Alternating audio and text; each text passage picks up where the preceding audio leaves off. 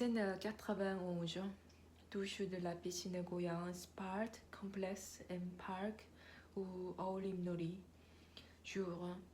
Deux fillettes s'approchent à Zhegang qui est en train de faire une douche en adonnant ses bonnets de bain.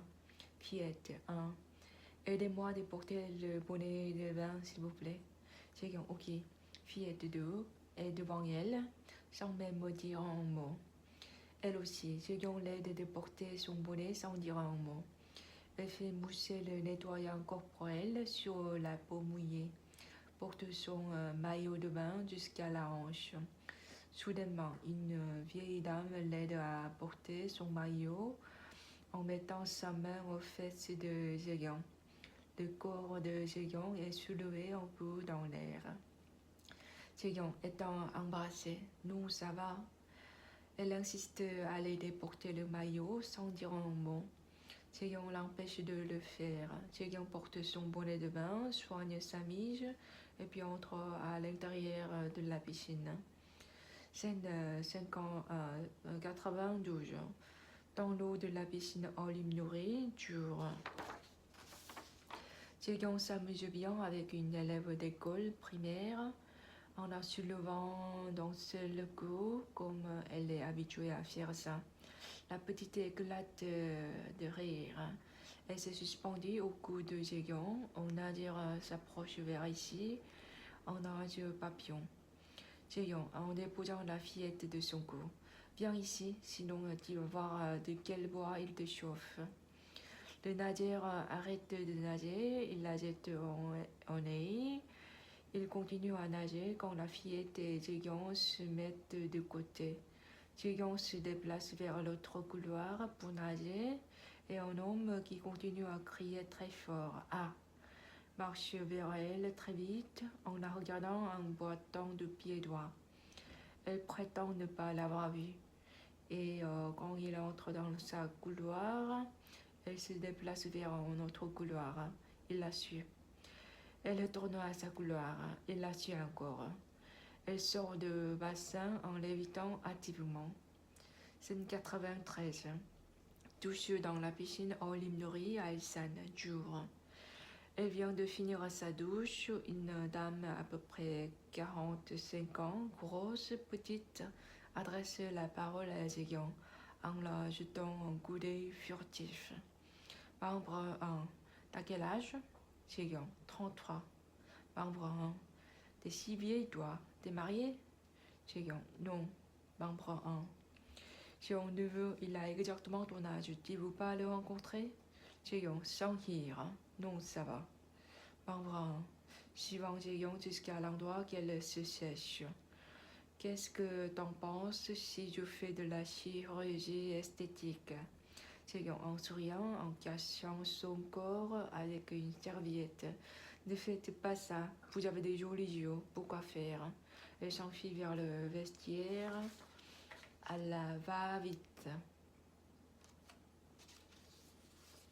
Scène 94. Vestiaire, douche à la piscine Olimnori à Elsan, jour.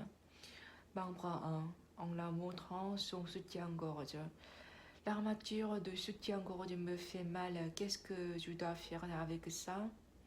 Zhegang retire l'armature. Elle s'enfuit vers son casier vestiaire à la va-vite. Depuis lors, cette dame s'approche à côté de Zhegang quand elle fait une douche. Zhegang s'enfuit, elle la suit encore, elle la suit farouchement. Zhegang se planque dans les toilettes, puis elle sort de là après un certain temps. Scène 95. Devant la piscine Olimnori à Elsan, jour. Zhegang en parlant avec Ginny sur son portable. Elle me rend folle. Je dois traduire à la maison et tout ça après que je finisse vite la natation. Mais elle n'arrête pas de me suivre partout. Je manque de temps, mais pourquoi elle? Si elle vient à la piscine, elle ne fait que nager et rentre. D'ailleurs, si je grimace devant elle, elle doit arrêter. Ça se voit manifestement que je l'évite. Mais elle n'arrête jamais. Je veux juste nager, quoi.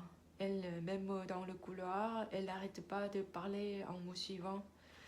Tu peux pas nager, c'est pas possible, quoi.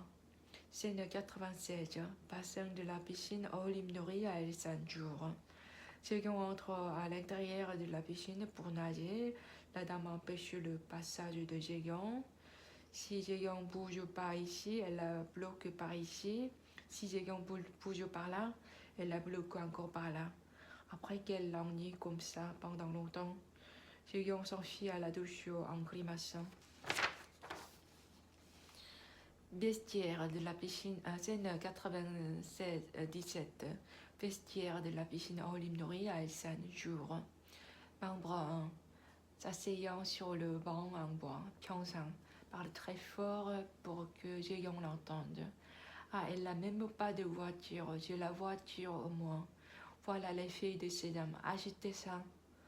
Elle se lève puis s'approche vers où Jae-kyung porte ses vêtements.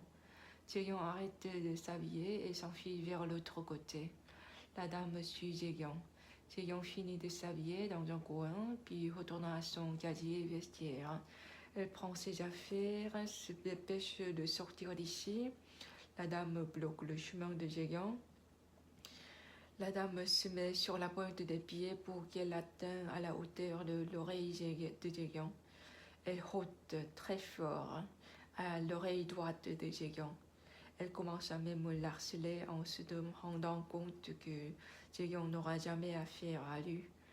Jae-kyung grimace au maximum, puis sort de là très vite. Scène 98, douche de la piscine au Limnori à El Sanjour. Une maître nageuse jeune, grande, qui a du charisme et Jae-kyung sont en train de discuter. Maître nageuse. Alors je vais l'observer un peu, puis je vous dirai après. Ah ok, merci beaucoup. Scène 99. À l'intérieur de la piscine au Limnori à Elsan. Jour. Maître nageuse. Ah oui, vraiment. Elle vous a attendu même à la sortie de la piscine en regardant attentivement si vous sortiez. Je l'ai averti. Elle ne recommencera pas.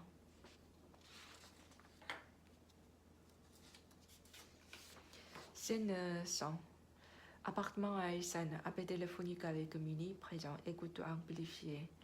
Jae-kyung, même après ça, elle me poursuivait plus ténacement. Donc la maître nageuse l'a averti encore quelques fois, mais ça marchait pas. Donc j'ai expliqué ma situation à un autre maître nageur, mais ça n'a servi à rien. Scène 101. À l'intérieur de la piscine au Limnori à Elsan, jour. Jae-kyung est en train de parler à la maître nageuse. Jae-kyung, ici on enregistre pas les caméras de surveillance. Tu vas aller à la police en leur présentant les preuves au moins. Franchement, c'est bien trop dur.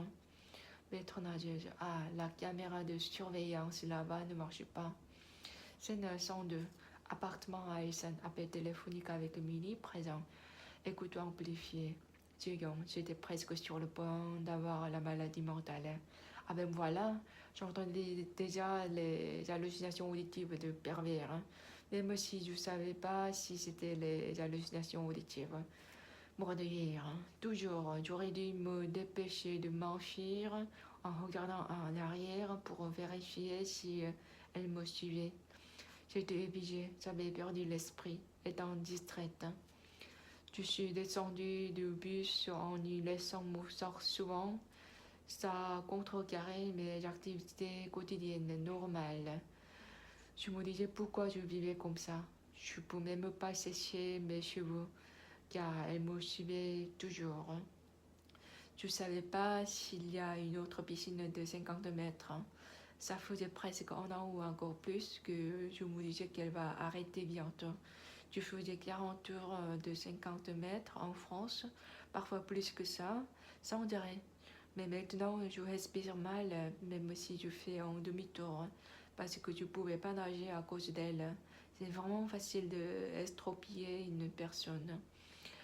Puis, je commençais à avoir les hallucinations visuelles à l'automne de 2012.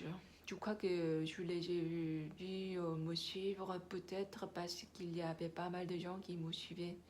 Les hallucinations visuelles étaient des gens inconnus ou des gens que j'ai vus à la télé. J'ai vu beaucoup de gens qui n'existaient pas réellement. Ils paraissaient plus vrais que de vraies personnes. Mais je me suis rendu compte plus tard que c'était juste des hallucinations visuelles parce qu'il n'y avait guère de jeunes et encore moins de jeunes branchés tendance dans ce quartier. Le chemin de la piscine est en rase campagne. Je vois des fois des personnes âgées, c'est tout. Mais à un moment donné, je voyais beaucoup de jeunes chics sur le chemin. Donc je me suis rendu compte que c'était juste des hallucinations visuelles. Ah, je voyais des fois des stars, mais ce qui est curieux, je ne regarde pas la télé en France ou en Corée.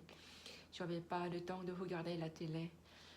Si j'avais le temps, je regardais des films, c'était tout. Mais je voyais des stars ou des célébrités dans mon quartier qui sont passés en un éclair dans des articles de journal que j'ai lu le matin. Il semble que je voyais des hallucinations visuelles par des images qui sont passées momentanément. C'est là, en 2012, avant l'élection présidentielle, quand les symptômes aigus m'apparaissaient réellement.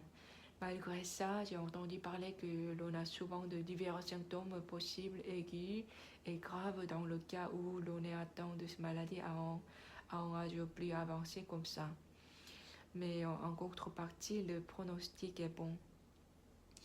En scène 103, gare routière devant la piscine. Jour.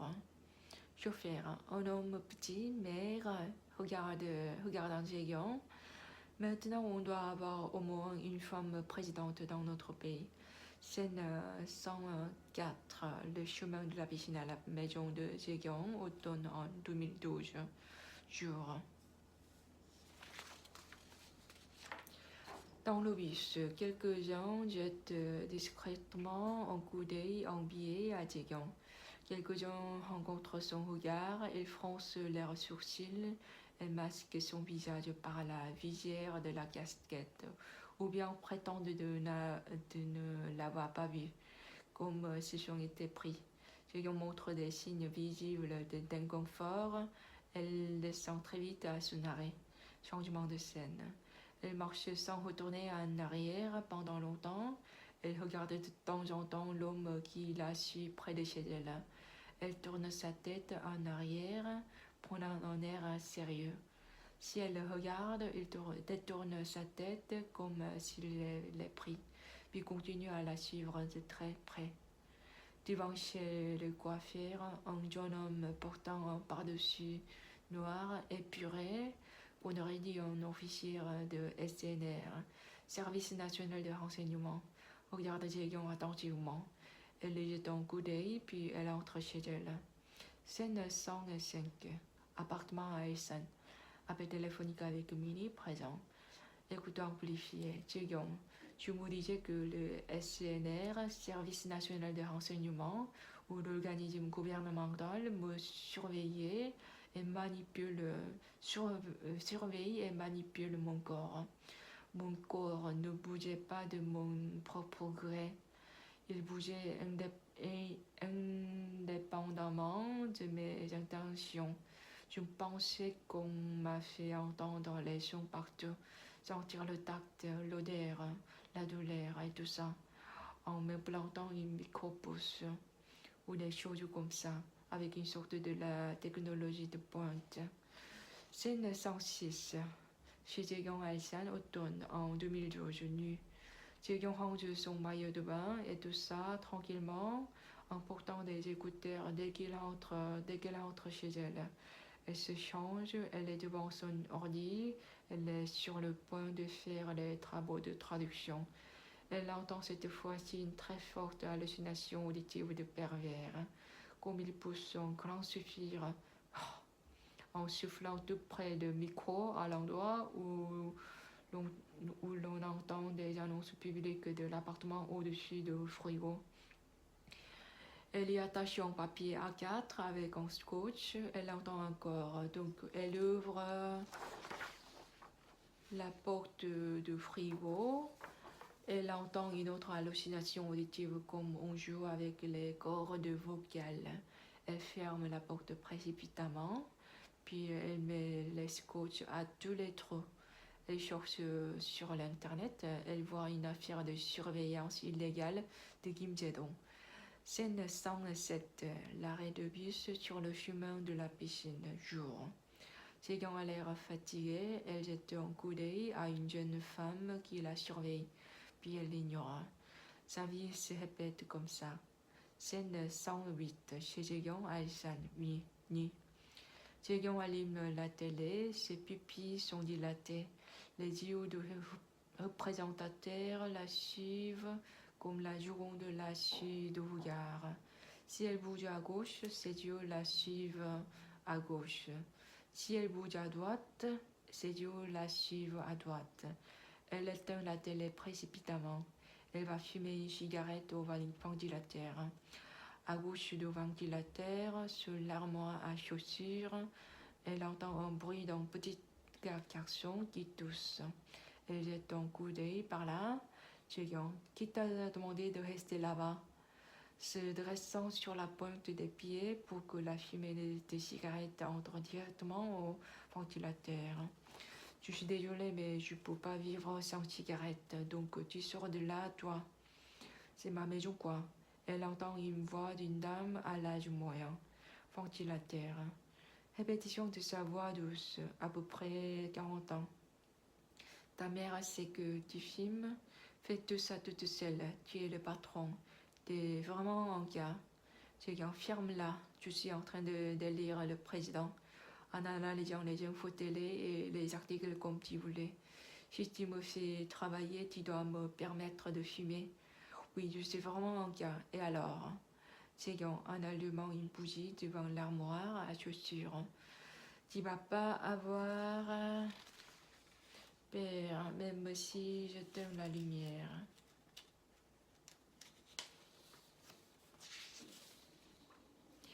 Et puis tu dois sortir d'ici demain. Pourquoi un enfant comme toi est là? Jae-young se met au lit. Elle a l'impression que des gens sont allongés des de côté d'elle, tout près d'elle.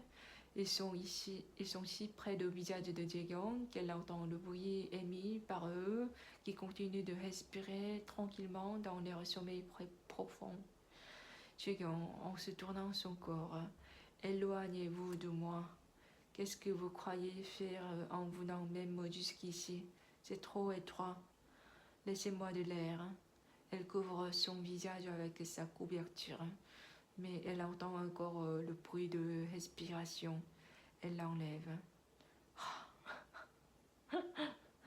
Scène 109, piscine au Limnerie, jour. Jae-young met ses mains sur ses hanches. Autour de sa tempe gauche, elle entend une respiration d'un enfant ou une enfant qui se produit continuellement un peu fort, étant profondément endormie. Jae-young vérifie si la souffle sort de sa tempe ou pas, en mettant sa main sur où elle entend le bruit. Jae-young enfonce son bonnet de bain, puis elle nage. Pendant qu'elle nage, l'hallucination auditive de sa tempe gauche s'essouffle très fort, comme si elle ou il respire mal sous l'eau. Jae-young hésite un instant, mais elle continue à nager jusqu'au bout en se fichant. Quand elle arrive au bout du couloir, l'hallucination auditive de sa tempe gauche halète très fort. Jae-young a pitié de lui. Elle la caresse doucement. C'est seulement maintenant que sa respiration se stabilise. Jae-young sent que cet être se déplace vers sa tempe droite. Jae-young se sent bizarre. Elle vérifie si quelque chose ou quelqu'un se déplace réellement sur sa tête en la touchant avec sa main. Il n'y a rien là-bas. Elle l'abandonne et sort de l'eau. Cet être pousse un soupir très fort. Elle est étonnée. Scène 110, bureau de vote dans l'école en face de chez Jae-young. Le 19 décembre 2012, nuit. Jae-young fait la queue pour voter. Elle vote sur de l'école.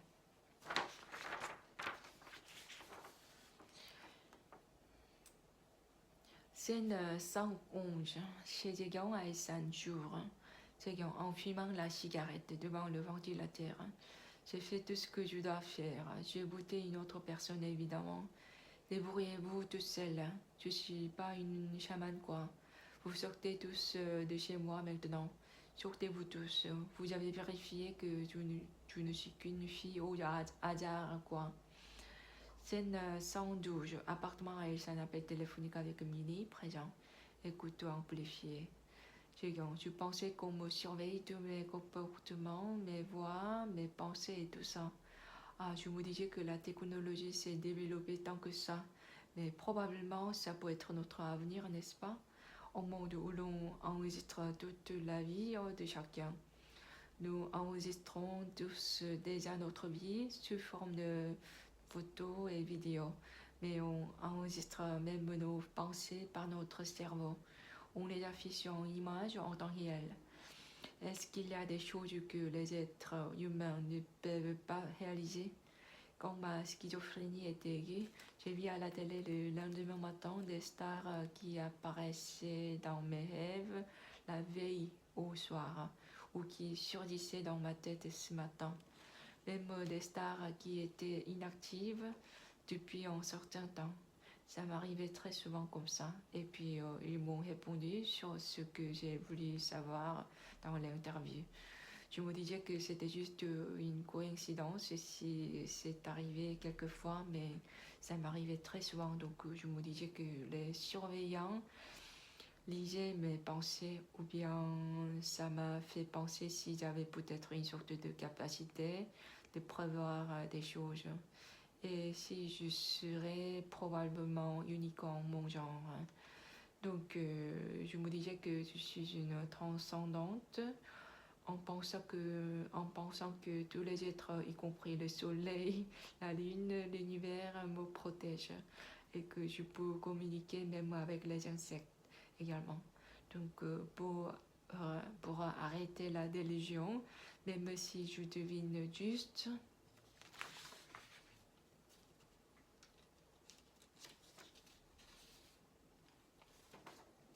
quelque chose par hasard, si je me dis que ce n'est qu'une coïncidence, je n'aurai plus de délusion. Je crois que je n'aurai plus de délusion. En tout cas, un monde où l'on peut voir des images à la télé sur ce qu'on a pensé, en prévoyant nos pensées. Les images qui résolvent nos curiosités, sans taper des mots de recherche. Tu devances trop lent. Normalement, tu faisais pas de rêves du tout. Mais depuis la période aiguë, je faisais environ 5 rêves par jour, qui sont très extraordinaires et très insolites. Des rêves qui me font hyper peur. Des rêves de la violence sexuelle, du monde de l'espace, du monde futur, etc. J'aurais dû écrire tout ça, c'est dommage. Je suis une malade mentale, mais après avoir vécu ça, je me sens un peu spéciale parce que j'avais l'impression d'avoir vécu un monde futur que les gens ordinaires ne pourraient pas en profiter. On peut appliquer les hallucinations tactiles et olfactives à la vie quotidienne à gogo. Il est évident que la vie serait pas facile si tu es différent des autres. Mort de rire. Et puis j'ai dit à mon médecin responsable que j'ai fait des rêves sur les attentats successifs sans cesse, quand les attentats en Europe étaient sur le point d'arriver successivement. Il a dit que les résultats prédits par l'analyse des journaux télévisés ou des informations dans la journée peuvent s'apparaître dans son rêve. Quoi qu'il en soit, je pensais que je devais m'enfuir maintenant parce que j'entendais toujours des hallucinations auditives même après l'élection présidentielle. Donc je suis descendue de mon appartement pour aller à Busan chez ma mère. Les deux dames me regardaient avec ses yeux inquiets. J'ai deviné qu'elles vont me suivre encore avec des autres. Sur le chemin, les gens me regardaient sans cesse. Pourtant, je suis arrivée à Busan en train, mais j'entendais encore les hallucinations auditives, même chez ma mère. Zhegang entend qu'un homme ricane comme s'il trouve qu'elle est mignonne à travers l'auto-parleur des annonces publiques de l'appartement à Busan. puis elle entend encore les hallucinations auditives effrayantes. C'était horrible quand j'ai pensé qu'on surveille même ma famille. Ma mère, elle était toute seule et je me disais qu'elle n'entend pas ces bruits parce qu'elle entend mal. Je me disais que c'est plutôt mieux pour elle de ne rien savoir, donc je lui ai rien dit. Et puis je sortais de là comme si je m'enfiais à la gare de Busan après 2 nuits. Je retournais à Isan, je faisais tout ce que je pouvais faire. Je me suis disputée avec ces hallucinations auditives très fortes. Je les ai suppliées, je les ai amadouées et réconfortées, mais ils ne cessaient pas. Donc je pleurais beaucoup dans l'eau de la piscine plusieurs fois. Je n'ai pas voulu être vaincue. Je continuais donc à aller à la piscine pendant plus de 2 mois sous la surveillance et les hallucinations auditives. Je me sentais injuste, terrifiée. Je pouvais supporter tout ça, mais je ne pouvais plus supporter les hallucinations visuelles, que des gens me suivaient dehors. Ah oui, mais bon, je me disais que je dois rester à la maison et qu'ils vont pas me suivre si j'ai disparu pour un bon bout de temps. Je sortais jamais à part quand j'ai sorti la poubelle. J'ai vérifié si je n'ai plus de surveillance, me demandant si je peux sortir de ma maison, en regardant les réactions des gens quand je sortais la poubelle 1 fois par semaine. J'espérais sincèrement que la surveillance disparaisse. Ce que les hallucinations auditives m'a ordonné était de divulguer en me disant c'est lui qui t'a taquiné. Et puis elle m'a ordonné de révéler tout ce que je ne pouvais pas dire, tout ce qui va pas à mon avis. Je tenais bon en leur disant que je peux jamais, même si je meurs, parce que je dois se réinsérer dans la société. Mais on m'a fait souffrir en me faisant halluciner la douleur, c'est-à-dire mes entrailles étaient tordues. On m'a donné un choc électrique à mon ventre avec une sorte d'un appareil de massage à haute fréquence qui ne résiste pas. Ça avait mal partout, donc j'ai commencé à écrire sur Facebook en langage coréen, un langage que moi seule peut comprendre, en mélangeant le français, l'anglais et le coréen pour que personne ne le comprenne, en me disant qu'il faut écrire en une version plus sympathique. De 2012 à 2016, tu vivais dans les hallucinations et les délusions. Je sortais des fois à la piscine chaque année en leur disant allez vous faire voir. J'étais coincée dans ma maison encore à cause de ces délusions et hallucinations. Et voilà, ma tentative de fuite a échoué quoi, mort de rire. 1 fois par an, alors ça fait 3 tentatives d'évasion.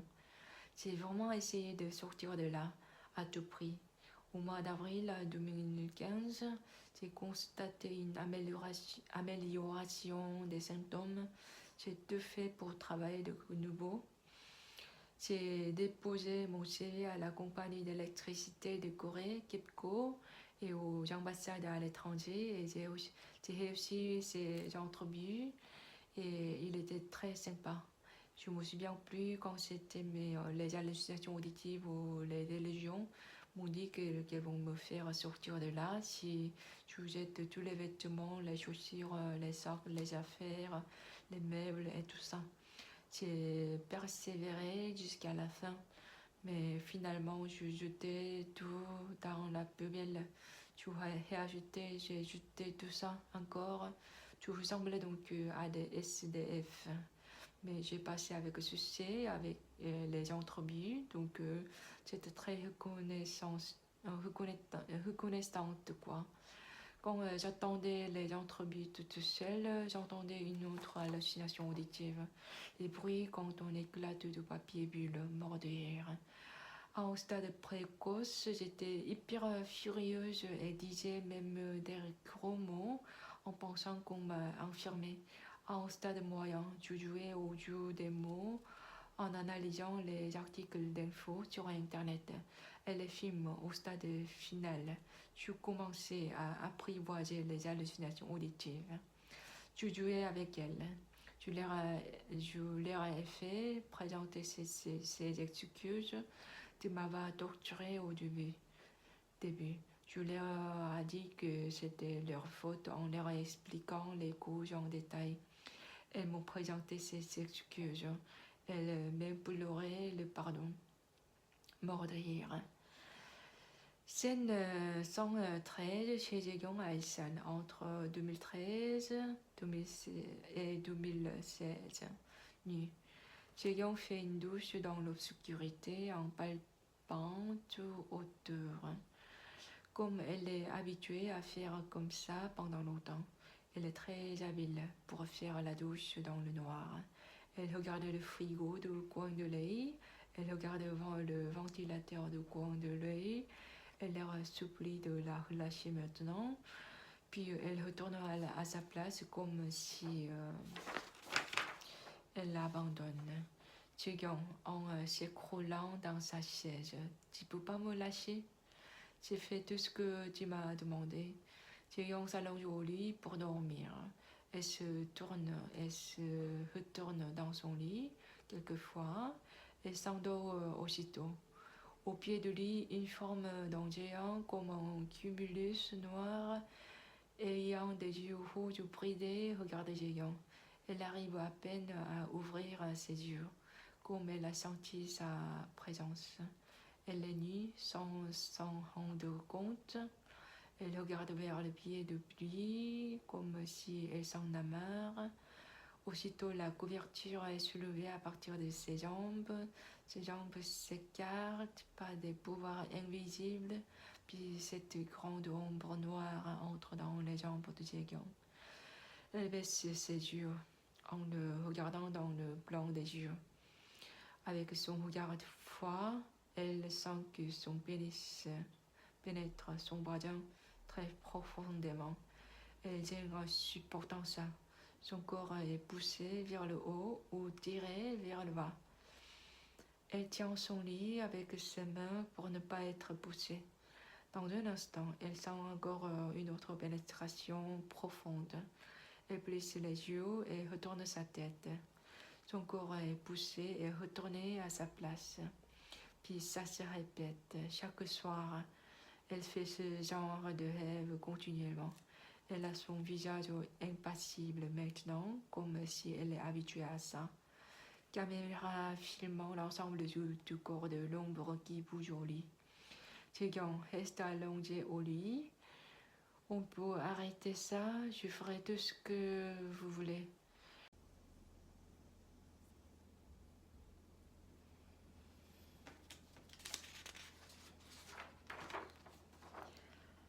Scène 114 chez Jeong en 2013-2016 jours. Jeong a l'air contrarié, elle est debout en hésitant pendant longtemps. Jeong, ok, je vais jeter tout, je peux tout jeter. Elle cherche sur internet des centres de recyclage. Elle les appelle en couple marié entre chez Jeong. Jeong, prenez tout, les vêtements, les chaussures, les bouquins, l'appareil photo, réflexe numérique, mono-objectif et tout ça. Madame, qu'allez-vous faire si vous jetez tout? Comment vous allez vivre sans avis? Jeong, je vais réajouter tout, ça va, prenez tout. Après qu'ils ont tout pris, elle s'effondre par terre en regardant sa chambre vide. On dirait qu'elle a tout perdu. Il ne reste que deux vêtements de rechange par saison, 11 soutien-gorge et quelques culottes. Scène 115 chez Jeong à Ulsan en 2013-2016 jours. Le jour se lève, elle entend des bruits hyper forts de perceuses ou forage pour chantier de construction.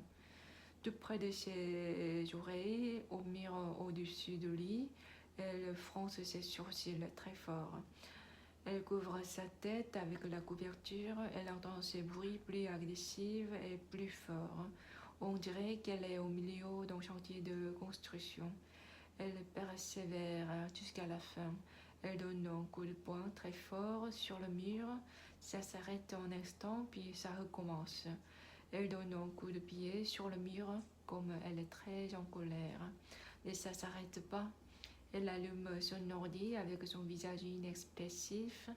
Elle active la lecture en continu des chansons d'Eminem sur YouTube. Elle fait un café, elle vérifie ses courriels avec son visage endormi. Les bruits s'arrêtent. Elle va au lit comme si elle est fatiguée. Soudainement, elle sent que l'appareil de massage à haute fréquence s'est mis en marche. Tout seul sur sa ventre, ses pupilles se dilatent. Jae-young, comment osez-vous toucher mon corps maintenant? Elle crie très fort, puis rentre le ventre en disant Une pause. Alors, vous effectuez des expériences même sur mon corps maintenant?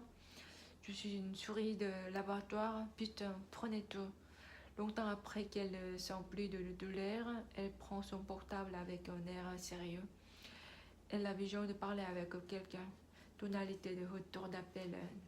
Dès qu'elle entend décrocher cet appareil, elle entend des bruits d'un groupe de dames qui bavardent sans relâche en dialecte de Busan. Dame, elle a du talent hors de commun. Aïe, Jae-young, nous avions tort. Nous le ferions jamais dès maintenant. Je t'ai dit que nous avions tort. Elle a du talent hors de commun. Jae-young, Dong-gyu, en souriant, ça fait trop longtemps. Pourquoi les lignes se sont croisées comme si elle le sait, avec un regard féroce. Tu l'entends pas? Dong-gyu, moi ça va. C'est si bruyant qu'elle entend guère la voix de Dong-gyu. Elle continue à parler, mais elle entend très mal à cause de ces dames. Comment vas-tu? Tu manges bien? Jae-young, je peux pas, je te rappelle. Tonalité de retour d'appel. Dong-gyu, allô? Répétition des voix des dames. Jae-young, ouais. Dong-gyu, tu n'entends plus? Les dames répètent la même chose continuellement. Jae-young, ouais, ça va, maintenant je mange bien, et toi? Elle dresse l'oreille parce qu'elle entend mal à cause de ces dames. Jae-young parle avec lui en fronçant les sourcils des fois. Comme elle l'entend mal, elle abandonne aussitôt. Elle accroche. Jae-young, bon, prends soin de toi et on s'appelle, à plus. Donc, ok, prends soin de toi. Jae-young commence à traduire. Elle entend encore les hallucinations auditives. Hallucinations auditives. C'est pas ça, c'est pas ça, c'est pas ça. Normal system balance sheet. Balance sheet. Fiscal year. Duration in months. Bilan système normal. Bilan exercice durée en mois. Dénomination sociale de l'entreprise. Exercice clos. Le numéro d'identification fiscale. Durée. Une voix d'une jeune femme qui susurre comme une chanson en canon. Jae-young tape sur un clavier comme cela ne fait rien en écoutant Aaron Chopra, I'm on Albatross, Avicii, The Night à plein volume. Scène 116 chez Jae-young en 2013-2016 jours. Le lendemain matin, elle se réveille par la sonnerie de portable. Jae-young se racle la gorge. Alors, hallucination auditive des dames commence. Dame, Jae-young, nous avions tort, ne travaille pas. Quoi que te dise, je dirais oui. Elle a du talent hors de commun. Ne travaille pas, elle a du talent hors de commun. Elle répète sans cesse pendant cet appel. Agence de traduction. Bonjour, je vous appelle pour vous demander la traduction. Jae-young, elle a l'air épuisée. Ah oui, en fait, je suis malade un peu. Je ne peux pas cette fois non plus. Il semble que je dois arrêter de travailler. Agence de traduction. Ah, il y a pas mal de clients qui tiennent à vous demander une faveur parce que vous avez bien travaillé jusqu'à maintenant, jusqu'à présent. Hélas, je suis désolée de l'apprendre. Votre maladie est grave ou ça se soigne pas si facilement? Ah non, c'est pas grand chose, c'est juste l'hyperthyroïdie. Je fais une rechute parce que j'ai beaucoup travaillé. À cause de l'exophthalmie, j'ai la douleur aux yeux. Donc ce serait mieux d'arrêter de travailler. Agence de traduction, ah je vois, c'est très dommage, mais j'espère que vous allez guérir très vite et puis nous revenir. Venez un jour reprendre des rafraîchissements dans notre société quand vous avez le temps. On se voit, on se dit que on se discute. J'étais en Allemagne aussi, j'étais très ravie car je vivais près de chez vous. J'ai dit, ah oui, ok, je vous remercie toujours, je viendrai un jour, c'est promis. Alors, prenez soin de vous, au revoir. Scène 117, chez Jegan à Alisan, en 2013-2016, nu. Au plafond, elle entend des bruits de pas des enfants, puis dans nos baises. Elle entend cette fois-ci des bruits qu'on frappe les murs avec un morceau de bois, puis des bruits forts qu'on marche très vite. Ça s'arrête pendant un instant, puis elle entend des bruits hyper forts de foreuses pour chantier de construction sans arrêt. Elle cogne le plafond de la salle de séjour très fort avec le bout de balai serpillière en suivant les bruits. Le plafond est percé, les poudres tombent. Il est percé en forme de flèche. Elle cogne très fort le plafond de la cuisine avec deux bouts de balai serpillière. Alternativement, le plafond de la cuisine semble solide. Il ne reste que des rayures légères. Elle s'effondre sur le sol de la salle de séjour épuisée. Elle s'allonge et regarde le plafond.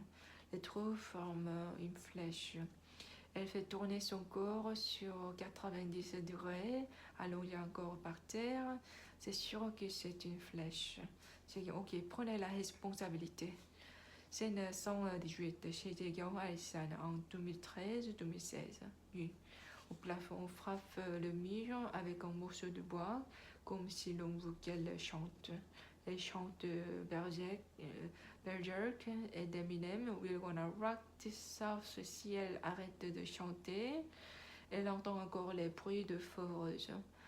Jegan, ok, je vais chanter. Elle chante So Much Better, très fort. Elle perd sa voix quand elle chante Love the Way You Lie.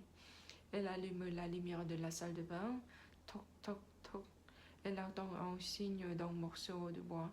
Au plafond, elle entend qu'un couple marié se dispute très fort. Dame de, justement, je t'ai dit que de la laisser tranquille. Pourquoi tu gastes en la provoquant? Elle reste tranquille. Tu penses que c'était ça ce que j'ai voulu? J'ai pensé que c'était ce que tu as voulu. J'ai regardé le plafond du coin de l'œil comme si elle est habituée à ça. Elle porte rapidement son lecteur MP3 étanche comme elle n'a pas envie d'écouter. Elle fredonne très fort Avicii Waiting for Love. Elle verse du bain moussant dans sa baignoire, chante Radioactive Madeline Bailey covered by Imagine Dragons. Elle est assise devant son ordi, chante Little Susie, Michael Jackson, puis éclate en sanglots. Elle essuie ses larmes et chante They Don't Care About Us avec une détermination inébranlable. Scène 119 chez Jegan, été en 2013-2016. Jour. Jegan va au balcon pour mettre le linge dans le lave-linge. Elle entend la voix d'un jeune homme. Montre-moi ton visage au moins. Je vais oublier ton visage. Elle rit très fort, silencieusement. Elle trouve que c'est marrant ce qu'elle dit, sans savoir à qui il parle. Elle est devant son ordi, clique sur le souris quelquefois. Elle répond à quelqu'un. Quelqu'un quoi? Tu veux que je t'apprenne le français aussi? Pourquoi pas? Elle ouvre la porte du balcon. Les cigales chantent comme un enfant qui pique une crise. Quelqu'un arrête de piquer ta crise. Je suis en train de le faire quoi? Elle ouvre la fenêtre de dressing également. Elle démarre son ordi, monte le volume au maximum et chante Mozart opéra rock. Ah, vous dirais-je maman. Jegan, vous avez bien apprécié la comédie musicale, alors une chanson française aussi. Elle pense que c'est un signal que les gens rentrent chez eux. Elle chante Josie Jonathan sur mes gardes. Jegan, on a cappella encore. Pentatonix, Little Drummer Boy. Jegan, une chanson pop encore. Tu voulais chanter hier soir. Tu vais avoir mal à la gorge. Les cigales chantent de plus en plus fort. Ok, elle chante If I Were a Boy, mais quand elle n'atteint pas les notes aiguës au deuxième If I Were a Boy, l'hallucination auditive de la tempe chante à la place de Jegan sans parole. puis il supporte comme si c'était difficile. Jae-young rit très fort. Jae-young, pourquoi t'as chanté? Pourquoi t'as chanté? Tu m'as aidé, ma petite? Elle me caresse sa tempe. Bien joué. Scène 120 chez Jae-young en 2013-2016 jours. Jae-young sent une odeur dès qu'elle se réveille. Elle sort de lit, s'approche d'eau, elle sent l'odeur. Ça sent bon. Hallucination olfactive. Jae-young, ça sent bon, merci. Elle se lève de sa chaise, elle est sur le point d'aller au ventilateur. Elle a l'impression qu'on la pousse à la hanche. Jae-young en riant. Oh là, ne me pousse pas, mort de rire. Elle entend éclater du papier bulle dans l'air. Elle y répond en claquement de doigts, naturellement. Elle prépare son repas à la cuisine. Elle est sur le point de manger un morceau.